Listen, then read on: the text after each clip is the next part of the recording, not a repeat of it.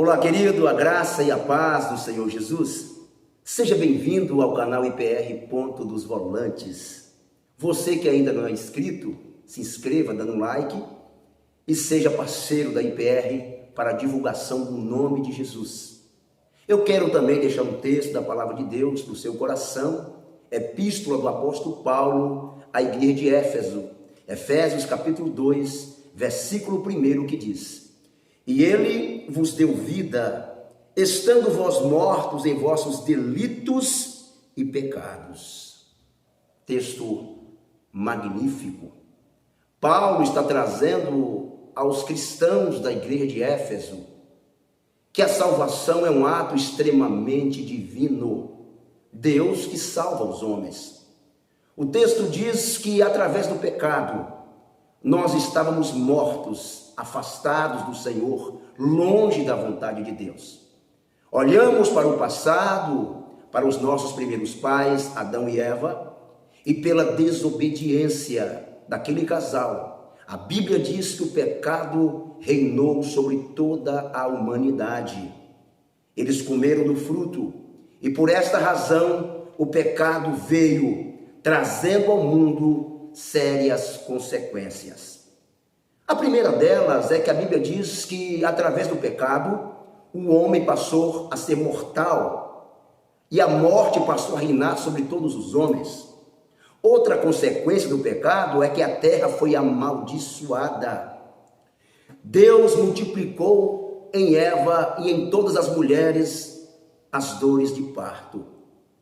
Outra consequência terrível que o pecado trouxe foi o afastamento do homem do próprio Deus. Isaías 59, versículo 2, o texto diz que as vossas iniquidades fazem separação entre vós e o vosso Deus. Eu vejo esta consequência como a mais terrível de todas elas. Não tem coisa pior para o homem viver longe de Deus. E o texto aqui, Paulo está dizendo que o Senhor deu vida, estando vós mortos em vossos delitos e pecados. Como o Senhor faz isso? O Senhor deu vida aos homens através da morte de Jesus. A morte de Jesus veio consertar tudo que o pecado causou na humanidade. Quando o pecado trouxe morte física e espiritual aos homens, a morte de Cristo veio dar vida e vida em abundância. O relacionamento que o pecado havia quebrado, Jesus restaurou através da sua morte. E ele vos deu vida, estando vós mortos em vossos delitos e pecado. Eu quero que você compreenda que somos vivos e salvos unicamente pela graça de Deus.